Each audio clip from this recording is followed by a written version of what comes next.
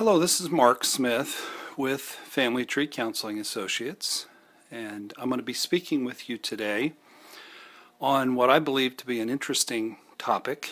And it really is a therapy topic, but it's not one I've ever spoken about, and frankly I've never even read a book about it. And it's the subject of respect. I want to read a quote about respect. Respect is taken from the Latin respiciere. Not good with Latin, sorry. And it means to look back or to pay attention to. I found what I consider to be an excellent definition of respect on the internet, on the free dictionary, and it goes like this. Respect is an attitude of deference, of admiration, of esteem and regard. It's being honored, treated politely and kindly with regard, having consideration for you and paying you proper attention and taking care not to violate you and showing consideration for you and treating you courteously and kindly. So you get the picture. It's a little bit being really treated really well, and really honored. It's about being honored. So I think this is a powerful and intriguing and vital subjects that really applies to every relationship that you have. And normally what I do when I write my blogs is I really don't research them at all. I've been doing this for 28 years, and I just sit down and start writing. And I can think of client examples. I can think of things that I've learned through the years by reading books and in my own recovery work. So I don't have to research because I have the knowledge and I have the insight. But with respect, I'm a fellow learner, and I really did need to research, so I spent a lot of time looking at definition, looking at quotes, looking at stuff around respect that might resonate with me. So I'm your fellow learner, and I'm just sort of piecing the pieces together. On the blog at the top it had like a puzzle with the word respect by it, because I'm piecing together the puzzle. So here's what I believe about respect. I believe that we earn, we arrange, and we're fully responsible for the level of respect that we receive in each relationship that we're in. So you being disrespected, it's not about the people who are disrespecting you, it's about you allowing them. It's about who you invited into your life. If you invite a bunch of disrespectful folk into your life, you're going to be disrespected. It's about how you treat people. You can alienate people and hurt them to where it's not really about the respect, it's about they're mad at you. It's about how much you achieve. Are you truly great in your field? Or are you a great leader? It's about what kind of role model you are. It's about what you settle for and how non-reactively powerful and vulnerable you can command and demand the level of respect that you want to have for yourself. If you let people respect you, many of them will. And no one has the power to disrespect you and victimize you without you fully signing on and allowing them to do so. I'm not sure why, but historically I've tended to not only allow some disrespect, but almost sort of encourage it. I've done that with my kids. I did it historically in my former marriage. All my buddies that I play basketball with, I invite them to mock me and make fun of me we have an email chain, and every time somebody sends an email out, there's a Mark joke. There's 50 guys in the email chain, but we gotta joke about Mark and say something demeaning about him. I don't know why I do that. I've tended to do it even in my staff sometimes. So I've created an environment where I'm the butt of jokes, and feeling comfortable enough with yourself that you can laugh at yourself. That's one thing, but I took it to levels where the lack of respect in the relationship actually caused some damage in those relationships. So perhaps it was easier for me to joke about the disrespect than to do the hard work of feeling appropriately entitled to more respect. And then you have to be very powerful. You have to be very assertive. You have to have dynamite that will blow up some walls. Because if you don't have that dynamite, people who disrespect you will disregard you, and they're not going to hear you. They're just going to dismiss what you're trying to tell them. So I think that's what it was, because we train people to disrespect us. And then you lose your power to connect with them, to influence them, to guide them, or inspire them. And obviously you need that with your children. You want to guide them and protect them and connect with them. But if they don't respect you, that's going to be impossible. So you cannot be really, respect is about leadership. And you can't be an effective leader if you train people that it's okay to show you disrespect. And it's going to hurt your marriage, it's going to hurt your family, and it's going to hurt your work organizations as well. So when a team begins to disrespect the head coach, it's said of that coach that he's lost the locker room and he's done. He's going to go coach somewhere else. When a congregation stops respecting their pastor, he's going to be pastoring somewhere else pretty soon. If a parent loses respect for that teenager, then that kid is going to be spiraling out of control if he doesn't respect either his mother or his father. If investors, if Wall Street loses respect for a company, their stock quite literally goes down. And that's what I'm saying about if you allow people to disrespect you, your stock is going to go down. In a dating relationship, if you allow disrespect because you're so needy that you constantly have to grovel for time and be whiny, your stock's going down, my friend. And it won't be long till girlfriend's going to have another boyfriend. If a CEO loses the respect of his board, then there's an ouster going to be coming here pretty soon.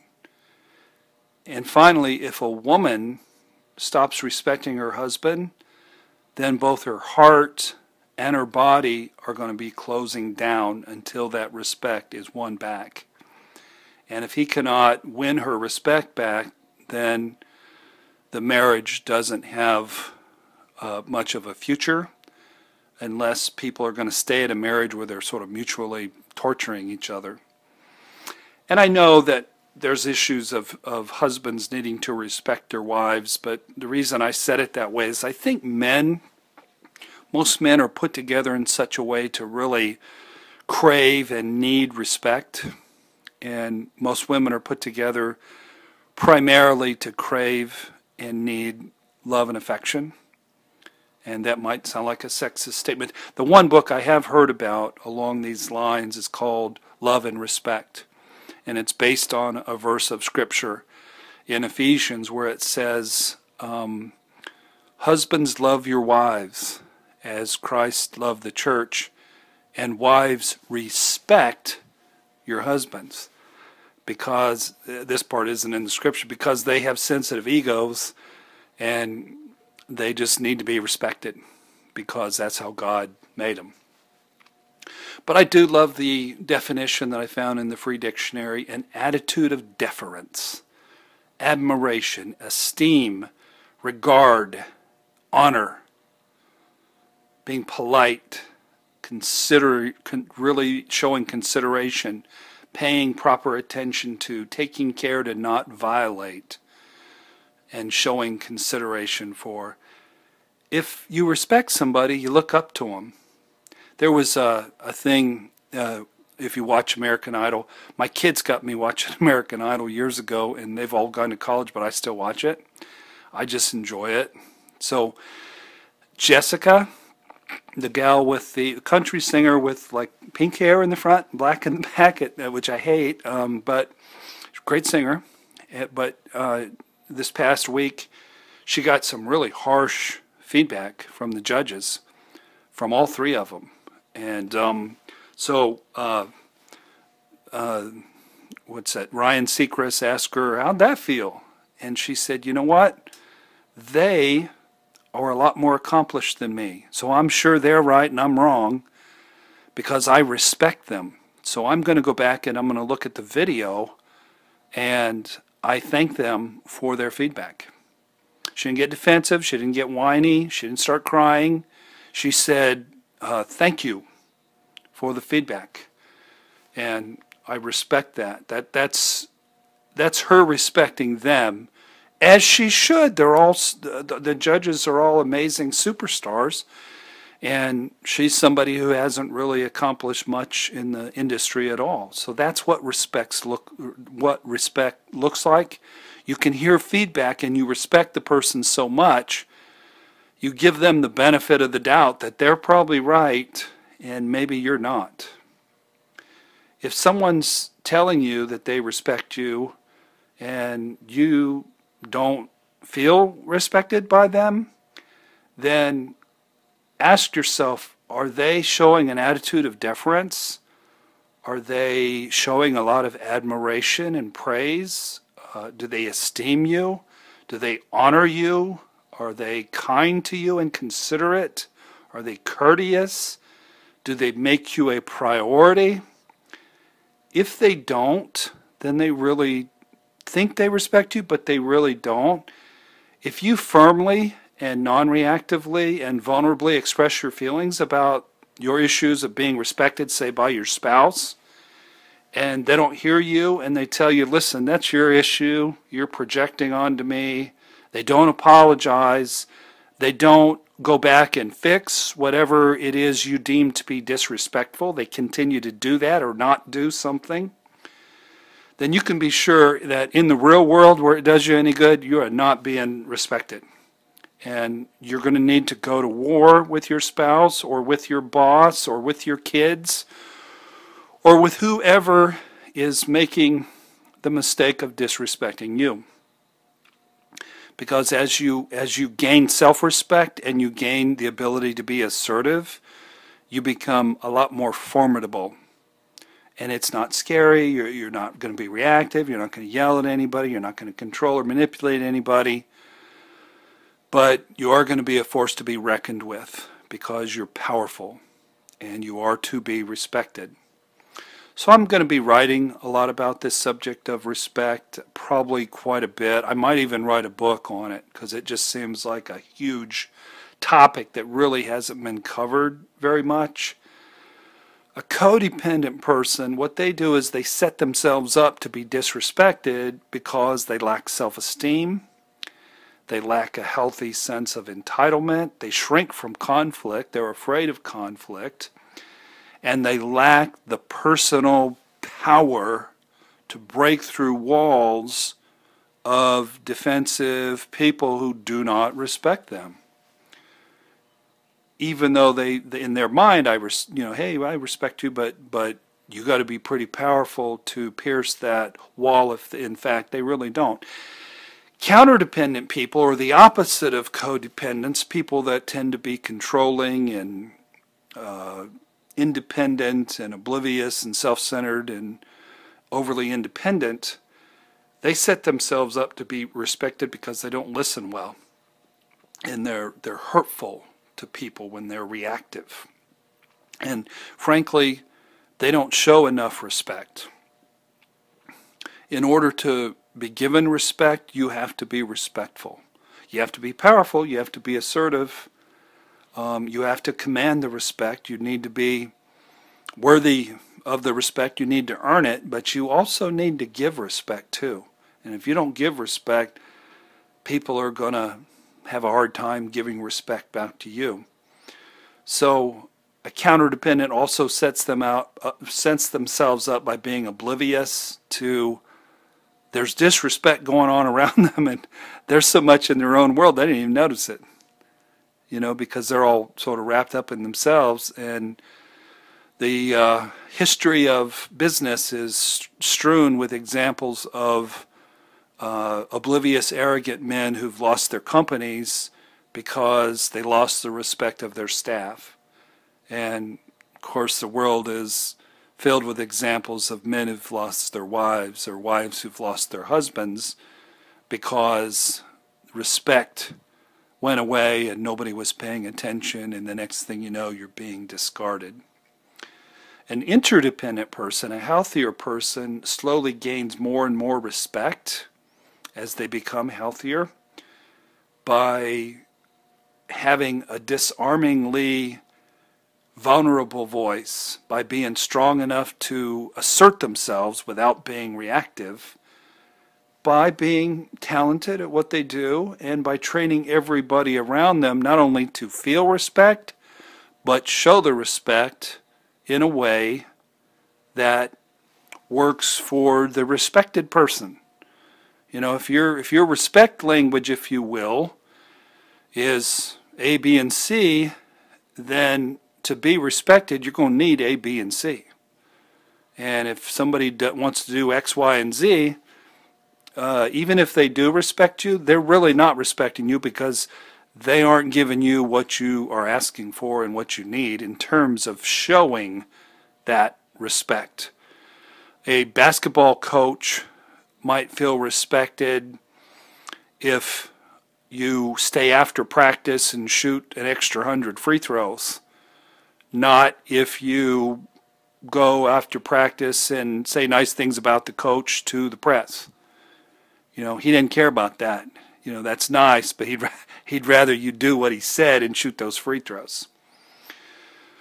So please join me on this new journey of mine to be on a mission to command loads and loads of respect by consistently being vulnerable, non-reactive, very powerful, having high self-esteem, and being highly interdependent.